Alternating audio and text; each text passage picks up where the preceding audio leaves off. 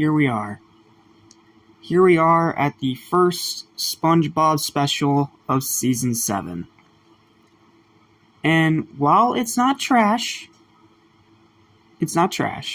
there are worse ones. I think Who Bob What Pants and Atlantis Square Pandas are far worse than this. It's still not good.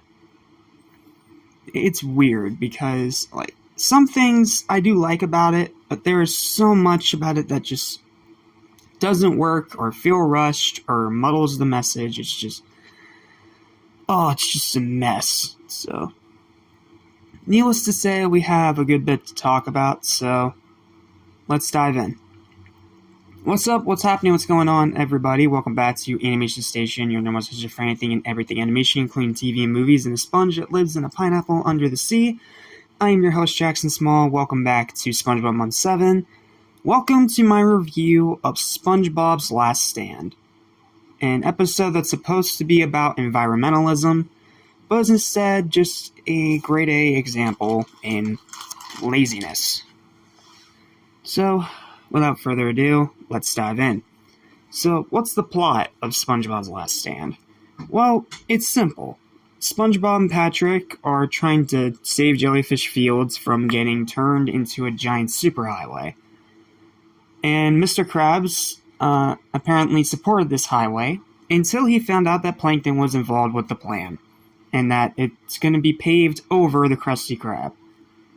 Okay, first of all, if Krabs already supported the plan, realistically speaking, he would have already knew who was involved with it, and would have already known who made the blueprint and all that. Especially considering the fact that, according to his own dialogue, he's the one that funded the stinking thing. So, you'd think that he would already know who's involved there. But, apparently not. And it sucks. It makes no sense. And then you have SpongeBob and Patrick doing all this, activism stuff to try and save Bikini Bottom, and they're going about it in the worst way. And it ends with them constantly getting turned away by everyone they know because all of them really just don't care. So the highway is built, the Krusty Krab's forced to shut down, and that's when the jellyfish all come back again, revolts against Bikini Bottom, and SpongeBob somehow, out of nowhere, gets everyone to suddenly follow him. And they tear down the superhighway, and the episode ends exactly how it started, in Jellyfish Fields with the park ranger. This episode's just stupid. I get having an episode about environmentalism, and I don't think that's a bad thing. Especially considering that it's SpongeBob we're talking about here, and it was originally made by Stefan to help inform people of, marine life and biology, which was one of his passions. I get that. And I think, had it been done well, it could have been something really interesting, because activism is still something that is very, pardon the pun, but active in today's society in one way or another. But since this is SpongeBob Season 7 we're talking about here, everything is rushed, nothing makes a lick of sense, and so much of it is just wasted on stupid filler that amounts to nothing. Again, if Krabs was the one funding this superhighway, you'd think he would know who was involved right from the get-go. He would have known that Plankton was involved and immediately would have said no. But no, because this is a show where they just want to cut out all the important details for whatever stupid reason, he doesn't, and it's just there for plot convenience. Heck, even the songs in the episode kind of suck. You have the Jellyfishing song, which is just brain rot, even though it sounds fine. And then you have Give Jellyfish Fields a Chance, which is a song that could have been interesting because it's a parody of John Lennon's Give Peace a Chance.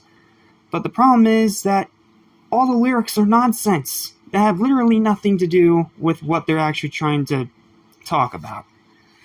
I get it, it's probably there for comedic value and supposed to be a parody, but they've already done parody songs, way better, in previous seasons. So, theoretically speaking, it makes literally no freaking sense.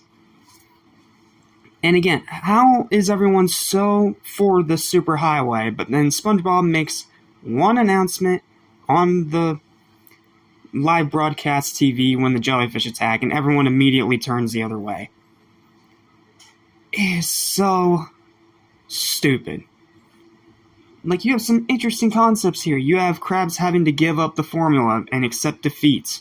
You have to have him shut down the Krusty Krab. You have to have SpongeBob and Squidward realizing they are out of a job. And all these interesting plot points, and they do nothing with them. Everything is rushed, everything is half-assed, and every single thing just makes no sense. Like, it could have been something really cool, but because this is SpongeBob Season 7, it's just rushed to high hell, and extremely, extremely dumb. Okay, now is there anything that I liked in the episode? Yes, I kind of had to scrape to find things I liked, but there are parts that I like. First one is when SpongeBob is first trying to tell all his friends about the superhighway and get them to turn against it. And he goes to Merman Man and Barnacle Boy. He tells them, that he needs their help as superheroes to stop the superhighway. And they just sit there and do nothing. And a comic book speech bubble with apathy pops up. That's the one part I genuinely laughed in the episode. And then the second part was Patrick's story about his great Uncle Cletus, which was some weird words, and then Patrick saying he was never heard from again.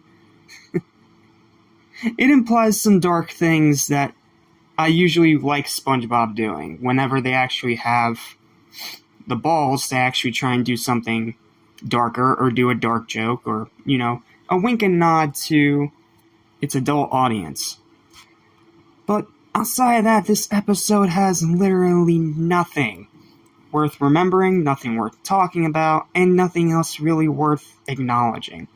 It's just a rushed out, half-efforted crap pile that took a great premise and rushed it to high heaven and did all the things worse, in the worst way possible. Sure, it's not the cringiest thing ever, and I'll admit I do have a little bit of nostalgia attached to it because I was still somewhat watching the show when this first aired, and as a kid, it was fine. But as an adult, now I see all the problems. Now I see why so many people call it one of the worst SpongeBob specials out there. And while it's not, like, the absolute worst, again, Who Bob What Pants and Atlanta Square Pants are both far worse. Heck, Truth or Square exists. But even with that, this is still just an absolute mess. And it sucks because I feel like if they tried this again now with the modern writers that they have for seasons, 10 plus, I feel like they could have actually done more with this. But as is, it's just crap. It's just crap, it's boring, and it's nothing more than background noise to keep children entertained. And it just sucks.